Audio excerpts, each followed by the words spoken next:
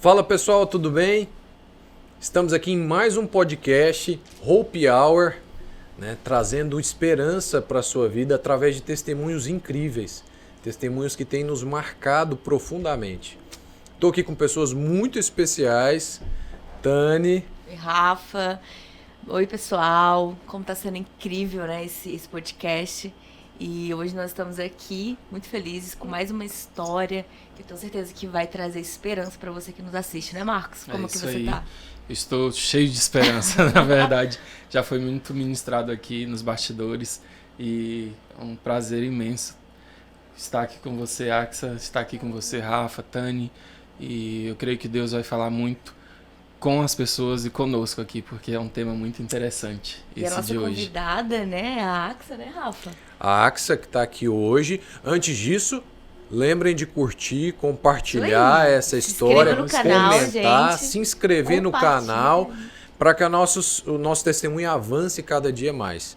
Estamos aqui com essa menina, né, Axa, 21 aninhos, acadêmica de medicina do 5º período lá do ITEPAC. Muito bem-vinda, Axa. Estamos muito felizes em te ter aqui conosco hoje. Amém. Eu que estou muito feliz. Eu falei que quando eu recebi o convite foi resposta de oração, porque eu oro muito para que a paternidade, o que eu vivi, espalhe para as pessoas, porque a paternidade ela cura. Então, quando eu recebi o convite, fiquei muito feliz mesmo. Obrigada, é uma honra estar aqui podendo falar um pouquinho da minha história para que mais pessoas conheçam e queiram viver a paternidade. Amém. Então, estou muito feliz. Que linda, você é muito preciosa. Ai. Viu? Tem a liberdade. E nós queremos conhecer a sua história, não é, Rafa? Conhecer. É interessante como o testemunho é uma corrente, né? Que vai passando e uma corrente que a gente gosta, não é aquelas do Facebook, espalhe para 30 pessoas, então sua mãe vai morrer. Para quem viveu a época do Hotmail, né? Tinha muito isso, né? Correntes. Espalhe. Mas não, o testemunho não é corrente, ela quebra as correntes, na verdade. Mas é interessante como vai puxando. A Nibsia e o Thales comentou conosco do seu testemunho e a gente foi impactado por essa prévia que eles nos contaram. E hoje, nesse episódio, onde a gente fala sobre a esperança e o órfão, o que a gente espera, Axa, é que você despeje sobre nós o que Deus tem derramado na sua vida.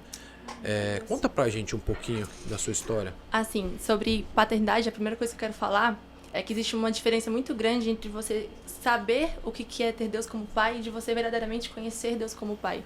Muitas vezes a gente ouve a nossa vida toda que Deus nos ama, que Deus é o nosso pai, mas a gente não sabe da dimensão disso. A gente não vive isso. Então, quando eu quero compartilhar meu testemunho de paternidade, a primeira coisa que eu oro é para que as pessoas tenham um coração incendiado por conhecer, por viver. Porque quando você começa a ter experiências com Deus como um pai, e não só saber que Ele é o seu pai, pelo menos na minha vida, eu sei que na vida de muitas pessoas, a nossa vida ela é transformada, a nossa vida ela é mudada e a gente é muito curado.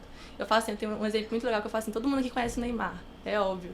Mas a gente não sabe da intimidade do Neymar, o que ele faz na casa dele, o que ele vive na casa dele. E é a mesma coisa com Deus. Muitas vezes a gente sabe que Deus é o nosso pai, a gente sabe que Ele é amor, mas a gente realmente não vive esse amor e não vive essa paternidade. E essa diferença é muito grande. Então é isso que eu quero hoje mostrar para vocês, que as pessoas que estão assistindo, elas têm um anseio por não só saber que Deus é o pai, mas por realmente conhecer e viver todos os dias a paternidade, porque aí realmente isso muda a nossa vida, isso transforma a nossa vida, e com isso eu quero contar um pouco do que Deus fez comigo. Eu cresci no lar evangélico, graças a Deus, meus pais, eles são pastores e doutores, e eu sou muito grata a Deus por isso. É muito bom nascer no lar evangélico, é um caminho muito importante, eu sou grata, eu amo, eu acredito naquele versículo que diz na Bíblia que ensine a criança o caminho que ela deve andar, e quando envelhecer dele não se desviará. Isso é muito poderoso. Isso é verdade. E eu sou muito grata a Deus por isso, eu cresci nesse meio cristão e eu amo isso. Mas eu falo assim, tem um momento da sua vida que você tem que decidir, né?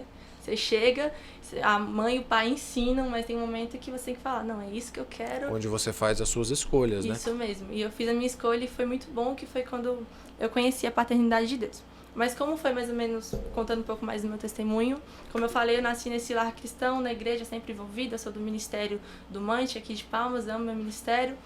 E quando eu fui crescendo, quando eu tinha de 7 a 8 anos, meu pai ele descobriu um câncer. E ele descobriu que ele tinha linfoma. E mais ou menos quando eu tinha 8 anos, meu pai foi para São Paulo tratar esse câncer. Eu fui para São Paulo junto com ele, eu tenho uma irmã. Minha irmã ficou aqui em Palmas, numa casa. Eu fui pro interior de São Paulo, porque eu tive que ficar com meus tios, porque não tinha como eu ficar nesse ambiente de hospital, né? Então a família toda ficou num canto. Minha mãe e meu pai no hospital, eu lá no interior de São Paulo e minha irmã aqui em Palmas. Foi muito difícil essa época, porque eu não entendia, né? 8 anos ainda é muito criança.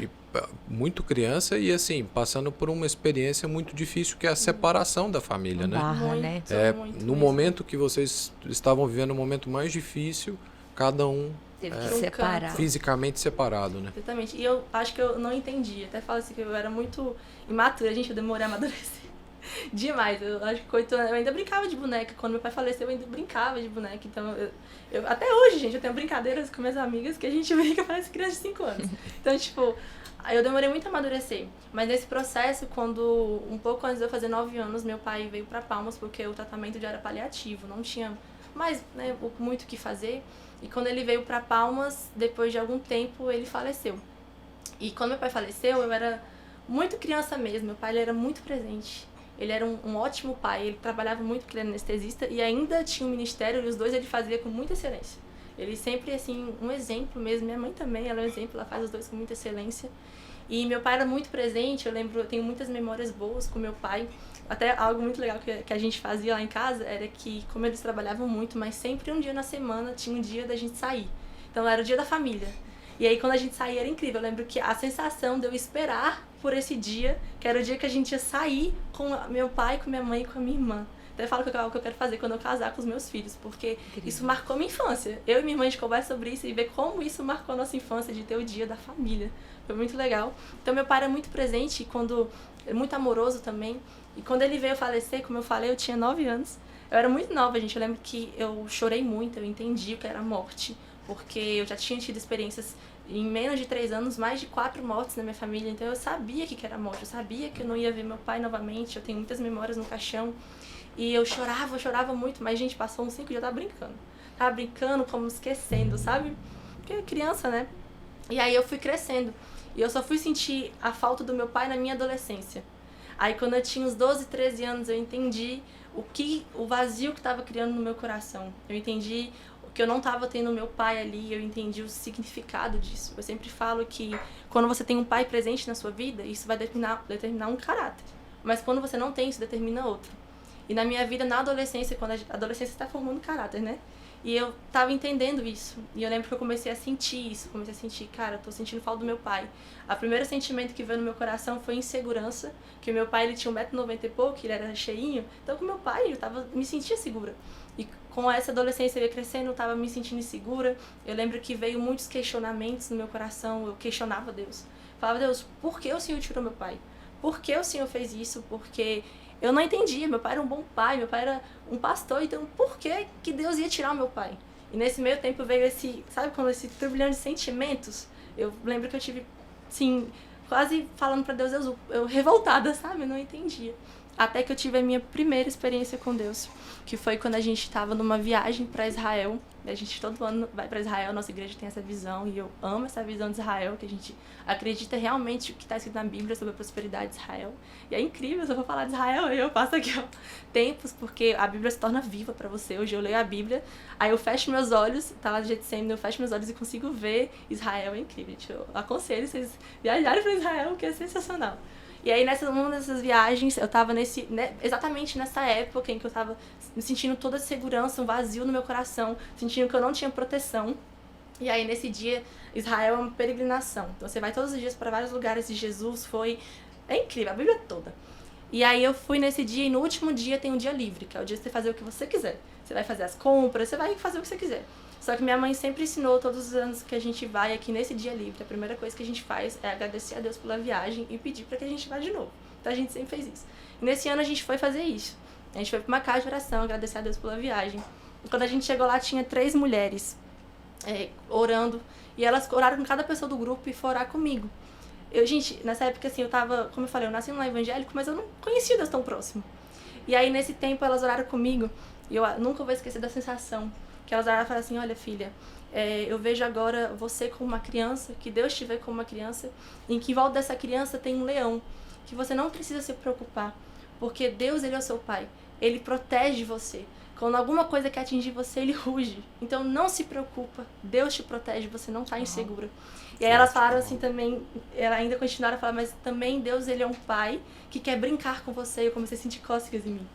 E essa foi a experiência que me marcou, porque depois disso, eu acordei, eu falei, tá, mas quem é esse Deus?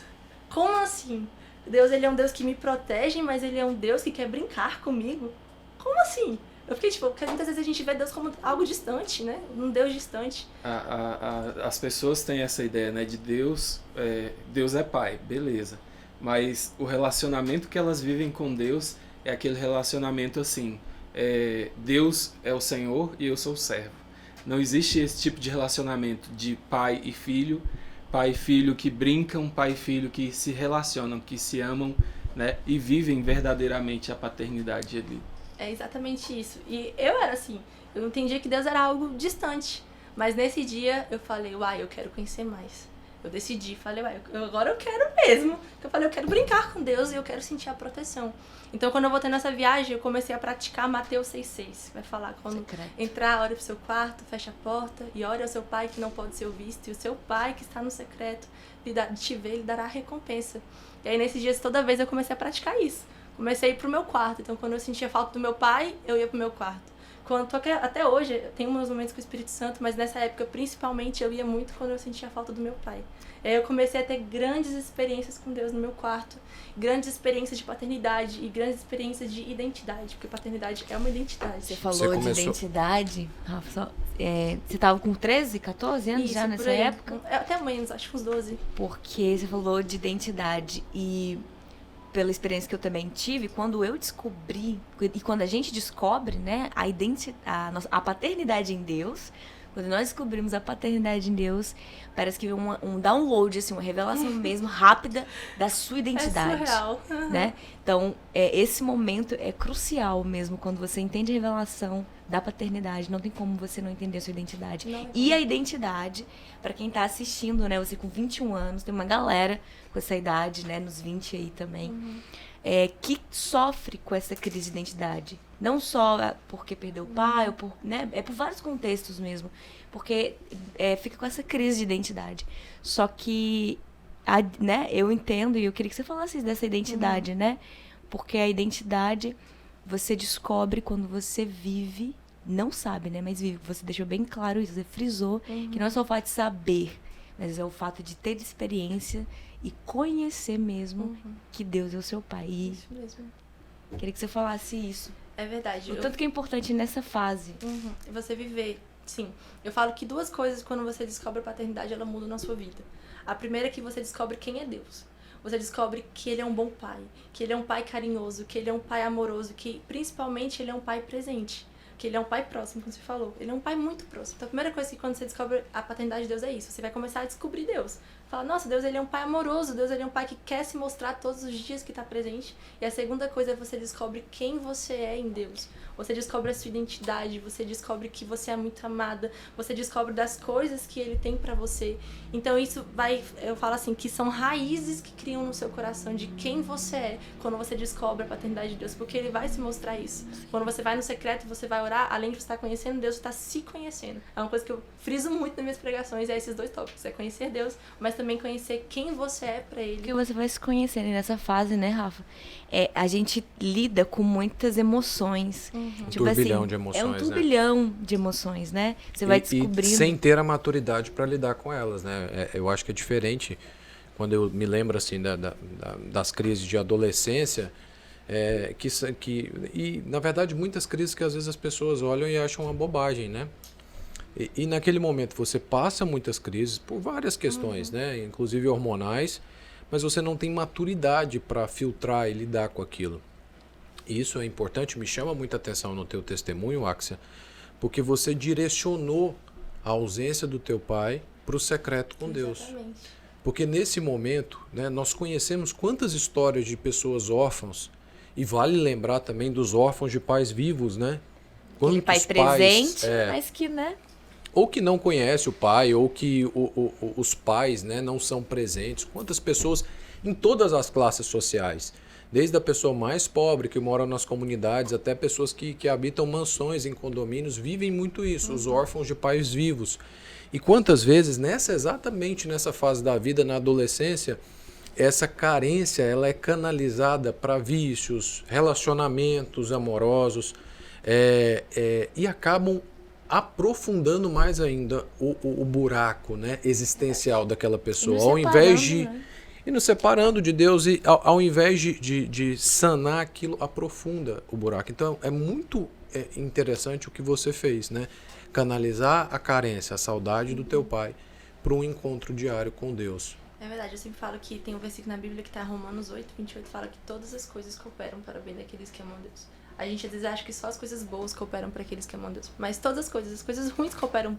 Todas as coisas. E eu falo que a morte do meu pai cooperou para que eu conhecesse mais a Deus. Para que eu conhecesse Deus como um pai. Para que eu me aprofundasse. Que quando eu estava sentindo vazio, Deus ia lá e supria esse vazio. Quando eu estava sentindo falta do abraço do meu pai, Deus ele ia lá e me abraçava. Então ele foi criando uma identidade. Tem até uma experiência, eu já vou entrar contando ela. Que foi um dia sobre isso de criar identidade, sobre sentir o abraço de Deus e sentir que ele é o único que preenche vazio.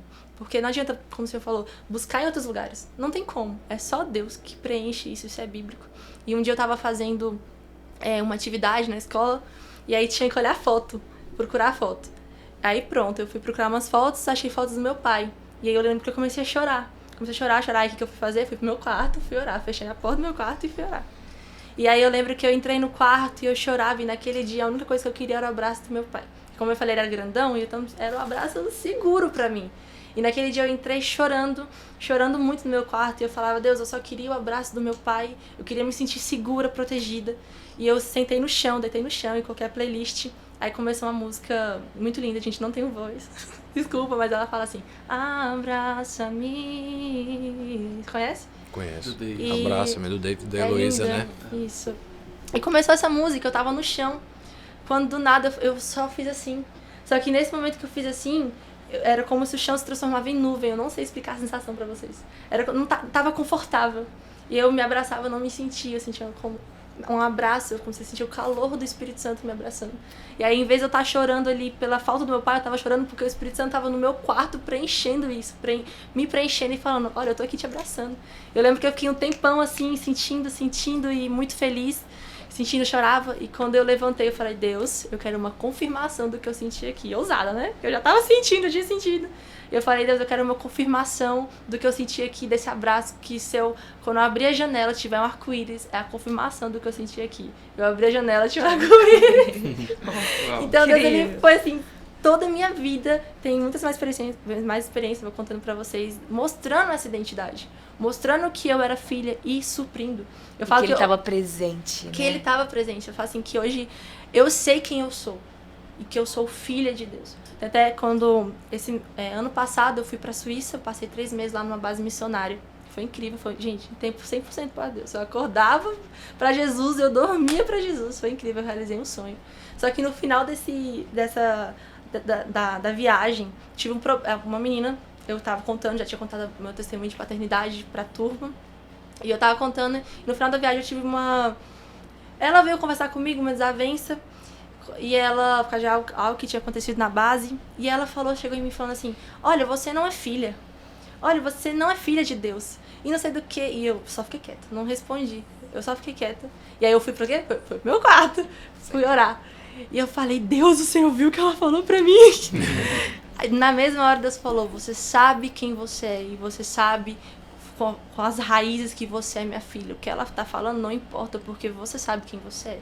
Então, isso que é a identidade de você ter um pai como Deus, ele faz na sua vida. Ele cria raízes, ele cria identidade, você sabe quem você é, o que você deve aceitar na sua vida, vai até na questão de relacionamentos pra tudo na sua vida. Porque você sabe que você é filha de Deus. Sim. Você sabe que você é amada por ele, que ele é o dono do ouro da prata e ele pode... dá tudo pra você, porque ele é seu pai.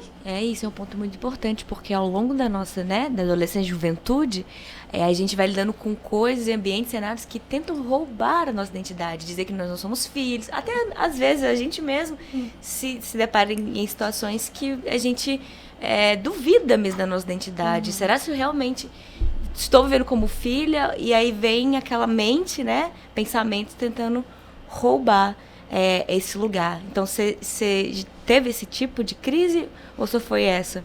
Ou você chegou um momento que você teve dificuldade para permanecer nesse lugar? Assim, como toda a minha vida, Deus ele foi se mostrando tanto isso, tanto que Deus que era meu pai, acho que ele foi aos poucos criando raízes no meu coração, que ele era meu pai, que em nenhum momento eu conseguia duvidar disso, porque quando eu tinha essa intenção de, cara, eu não mereço, eu não sou digna, Deus ele ia lá e mostrava em alguma parte que ele era meu pai.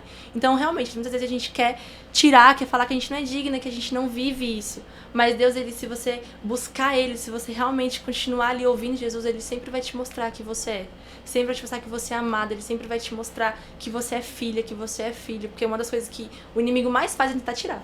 Isso. O inimigo ele tenta condenar, ele tenta tirar, talvez se a pessoa assim, eu fiz alguma coisa errada, pronto, não sou mais filho. Pronto, não mereço mais ser chamada de filho. O filho pródigo foi assim, né? O filho pródigo chegou e falou, olha, eu não mereço mais ser seu filho, porque eu fiz muitas coisas que não agradavam, Senhor, eu não mereço mais. Mas o pai estava lá de braços abertos para receber ele. E é isso que Deus faz. Isso não tira a paternidade de Deus, o amor de Deus. Na Bíblia fala que nada tira. Isso aí é algo que impede muita galera de ir para o pai. É o que impede. Muito. Né? Porque justamente não se sente digno, né? Não, na verdade, não procurou esse lugar que você encontrou de refúgio, que foi o lugar do secreto. É verdade. E é uma coisa interessante, né? Se nós vemos a Bíblia, na tentação de Jesus, o Satanás chegou até Jesus e ele tentava Jesus a respeito da filiação dele. Se és filho de Deus, se joga daqui, que aos seus anjos dará ordens que o guardem. Então, assim, em todo momento, o diabo, a tentação de Jesus foi baseada na identidade dele, de filho, para que ele duvidasse ou questionasse ou tivesse necessidade de uma comprovação física daquilo que ele já sabia, que ele era filho, que é filho de Deus. E ao mesmo tempo das necessidades que Jesus tinha como ser humano. Também. A fome, o reconhecimento, né? Já que era Deus e estava ali completamente vivendo no anonimato por 30 anos. Então eu acho que nós também não somos diferentes, né? Nós somos muito tentados de acordo com a questionar nossa filiação em Deus nos momentos difíceis, e um combustível forte para isso são as necessidades que nós temos, sejam elas materiais ou emocionais, como você tinha. Ninguém vai te acusar por ter saudade do seu pai. Isso é uma necessidade, uma necessidade natural de um filho.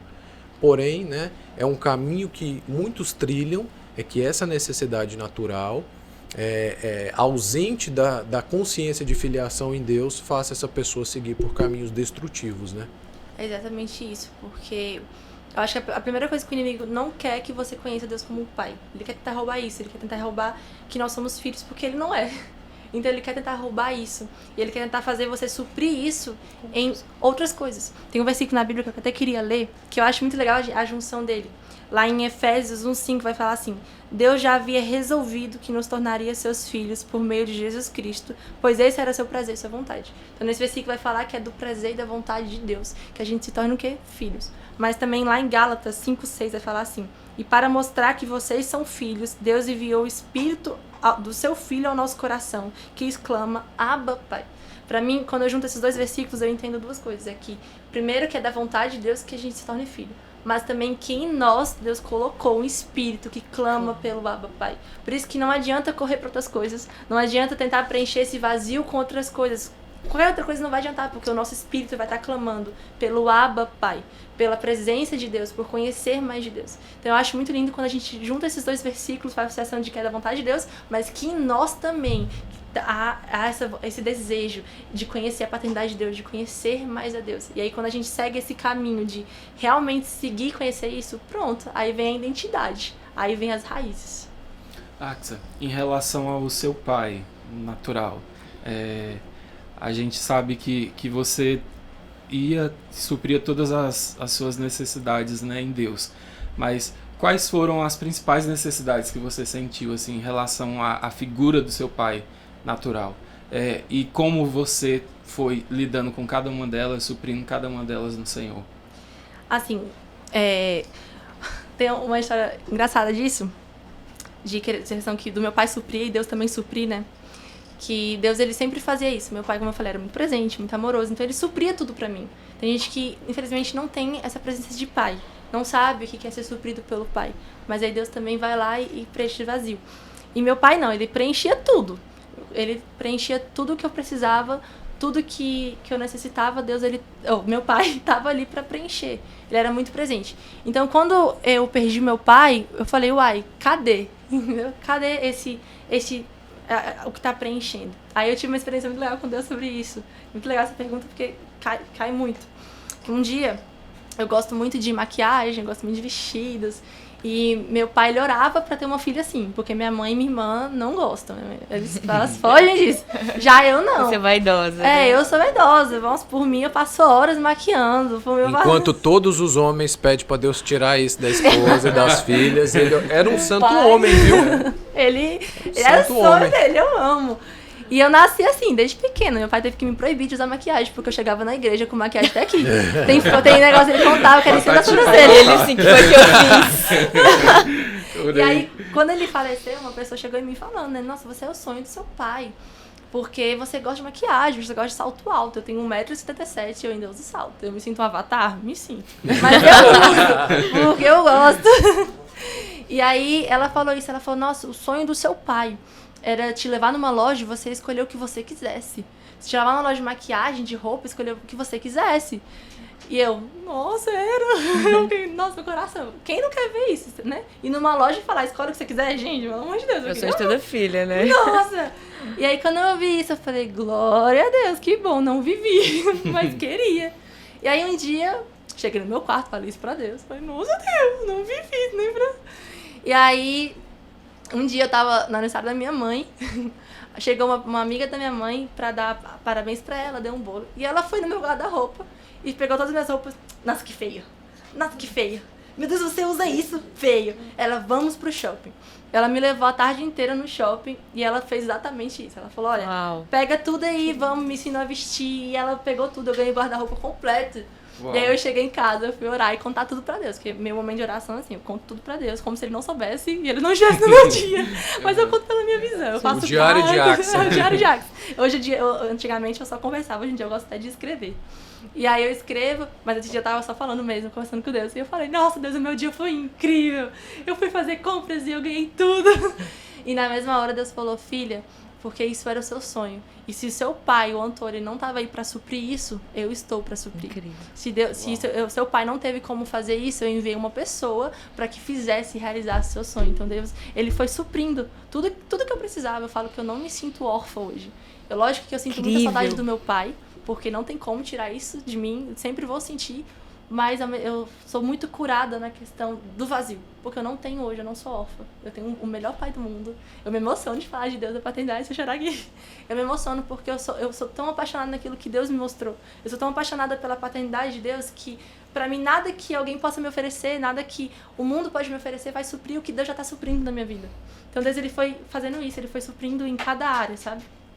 Foi incrível. É interessante, assim, como Deus... Né? Como um pai, hoje eu sou pai, eu entendo muito isso, né? O pai, ele gosta de mimar os filhos com às vezes coisas que não tem sentido nenhum para ele, né? Meu filho gosta de fantasia de herói, então assim, eu vejo uma fantasia na rua, a primeira coisa que eu penso é nele. Para mim não tem sentido nenhum mais, né? Mas o pai, ele gosta de fazer isso. Isso de certa forma é o cumprimento de uma promessa de Deus. Sim. Né? Axel, eu queria que você deixasse uma mensagem para essas pessoas que não têm o pai mais em vida, presente, ou para aqueles que são órfãos de pais vivos, que é muito comum. O que você diria para essas pessoas hoje? Eu quero finalizar contando o último testemunho e já trazer essa mensagem. É que um dia eu estava no meu quarto também orando e eu fui orar e naquele dia caiu a ficha que eu não teria o meu pai em momentos especiais da minha vida, que eu não teria meu pai no meu casamento, que eu não teria meu pai na minha formatura, que eu não teria meu pai para ver os meus filhos, e principalmente no meu casamento, porque, gente, ela falou que o meu sonho é casar, nasci com véu. E aí, nesse dia, caiu a ficha que eu não ia ter meu pai. E eu chorei muito, eu fui pro meu quarto orar, e naquele momento eu senti o Espírito Santo falando, filha, lembro que Deus falou muito claro comigo. Ele falou, olha, realmente, seu pai não vai estar aí para ver os netos, seu pai não vai estar no seu casamento, seu pai não vai estar em nenhuma fase da sua vida, mas eu vou estar. Eu vou estar presente em cada fase da sua vida. Eu lembro que ele deixou claro, eu vou estar na sua formatura. E filha, eu entro com você no seu casamento. Eu lembro que eu chorei muito. E eu quero deixar pra você que Deus, ele é um pai presente. Deus, ele quer ser presente na sua vida. Deus, ele quer te mostrar essa paternidade. Do mesmo jeito que ele mostrou pra mim, é da vontade, do bom agrado dele, para que ele mostre pra você também. Que hoje você não queira só conhecer e saber que Deus, ele é seu pai, mas que você venha realmente se aprofundar nessa paternidade, ter experiências com ele e tirar todo o vazio. Eu não conheço a história de vocês que estão ouvindo, e às vezes Deus te trouxe nessa live, nesse podcast, só pra ouvir essa mensagem de que Deus, ele é o seu pai. Que Deus não é um pai distante, que ele ama você e que ele quer estar perto de você. No Apocalipse 3:20 fala que Deus, ele está à porta e ele bate. E se você entrar, ele vai entrar e sair contigo. Então hoje ele está à porta do seu coração falando, querendo te mostrar essa paternidade, querendo suprir qualquer vazio do seu coração, querendo te dar experiências com ele, querendo realmente que você tome a identidade de filho que já é seu, mas agora ele quer fazer que você conheça isso. Amém. Incrível, viu? Incrível o seu testemunho. Eu queria ler um versículo que está lá em Salmo 68, no verso 5 e 6, diz assim: Pai para os órfãos e defensor das viúvas é Deus em sua santa habitação. Deus dá um lar aos solitários, liberta os presos para a prosperidade, mas os rebeldes vivem em terra árida. Talvez você nos ouve nesse dia e você, assim como a Axa, ou em situações diferentes, tem vivido tanta orfandade, né? Tem se sentido tão sozinho, tão desamparado. Deus, através de Jesus, quer ser seu pai e trazer esperança para você. Eu tenho um testemunho também a respeito de filiação muito forte, e algo que me marcou durante toda a minha vida é esse cuidado e esse aconchego da presença de Deus, suprindo todas as minhas necessidades. Então você que está nos ouvindo nessa hora, você pode ser, através de Jesus, se tornar filho e conhecer esse caminho de paternidade. Não é uma religião, não é uma crença, não é uma forma de viver, sendo filho e se reconhecendo como filho de Deus. Queria fazer uma oração. Senhor Deus, nosso Pai, nós te agradecemos pela revelação de sermos seus filhos. Muito obrigado, Deus. Obrigado porque nós alcançamos isso somente através de Jesus. Nós conseguimos ser filhos através, somente um filho consegue gerar alguém na família. Então Jesus nos gerou através da vida e da morte e da ressurreição dele. Que o nosso coração possa entender essa realidade, viver isso diariamente. E que nós nunca deixemos de acreditar em cada uma das suas promessas e que o Senhor é pai ao órfão e amparo da viúva. Nós te agradecemos e te louvamos. Abençoe cada pessoa que está em casa. Abençoe e acolha cada órfão. Em nome de Jesus. Amém. Amém. Incrível. Incrível essa história, Axa. Amém. Espero que as pessoas que vão assistir sejam impactadas por isso e depositem a sua esperança no Senhor, assim como você fez nesse seu período aí. E que elas busquem, né, em Deus esse Pai, Isso. que elas busquem viver essas experiências. Que não só de saber que Deus é Pai, mas de viver com Deus essa unidade, viver em Deus essa vida de pai e filho, né? Brincar, se lançar nos braços, correr para diante de Deus e ser suprido nele em todas as coisas, assim como a Axa foi, assim como você é. E é verdade. Esse é o maior segredo. Se eu fosse entregar um segredo pra vocês, é praticar Mateus 6,6. É praticar intimidade. É ter um relacionamento com Deus. É não só entrar no seu quarto e conversar com Deus, isso é muito importante, mas no seu dia, tá conversando com o Espírito Santo porque ele tá ali. O Espírito Santo é meu melhor amigo, ele sabe tudo da minha vida. Então, o maior segredo pra uma vida com Deus, eu sempre falo isso, é a intimidade. É construir um relacionamento com Deus. É saber que ele é um Deus próximo. Ótimo. Muito obrigado, Axel. Obrigado, Marquinho, Tani. Você que nos assistiu, não esqueça de curtir esse vídeo, compartilhar com as pessoas que precisam ouvir essa mensagem e nos seguir nas redes sociais também. E também não esqueça de estar aqui na próxima semana, nos assistindo novamente. Esperamos vocês. Um grande abraço, fiquem com Deus. A esperança é Jesus. Amém.